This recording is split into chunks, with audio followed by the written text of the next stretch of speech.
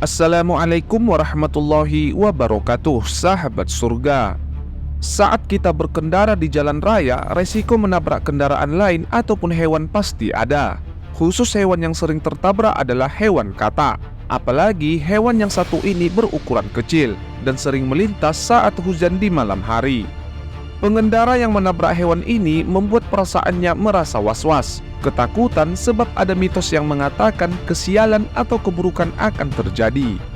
Lalu, apa fakta sebenarnya dalam Islam mengenai mitos tersebut? Untuk itu, mari kita bahas. Namun sebelumnya, mohon dukungannya terhadap saluran kami. Mari bersama dalam menyebarkan kebaikan. Sejak zaman dulu, ada banyak mitos yang kita dengarkan sampai sekarang. Salah satunya, mitos mengenai kesialan jika menginjak atau menabrak katak. Ditambah lagi, jika tak sengaja menginjak kodok atau membunuhnya akan membuat pasangan menjadi memiliki wajah yang jelek.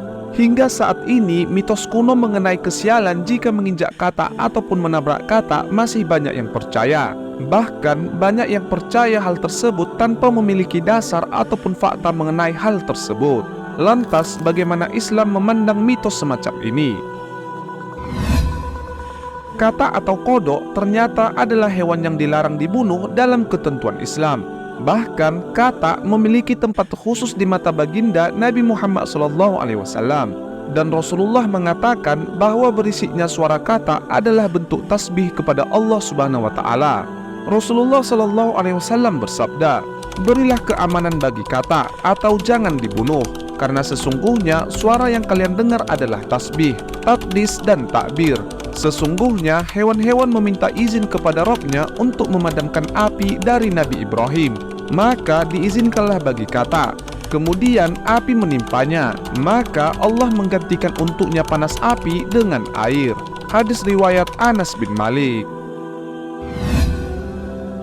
Jadi, salah satu alasan mengapa kita dilarang untuk membunuh katak adalah karena katak pernah mengumpulkan air di mulutnya untuk memadamkan api Nabi Ibrahim.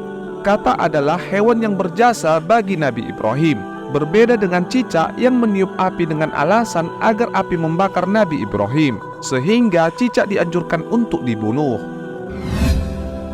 Dalam kitab syarah lain dijelaskan, sebab katak dilarang dibunuh karena katak adalah hewan yang suci.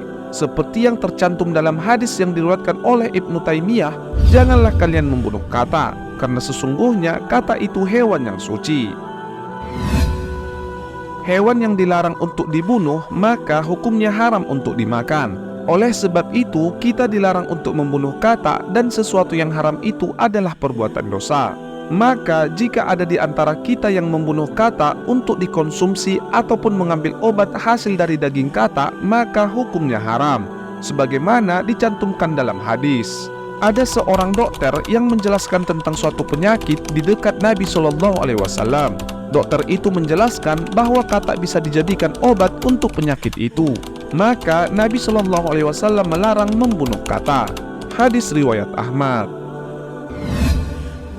Dari hadis di atas, kita tahu bahwa Rasulullah melarang umatnya untuk membunuh katak. Bahkan menjadikannya sebagai campuran obat pun itu dilarang.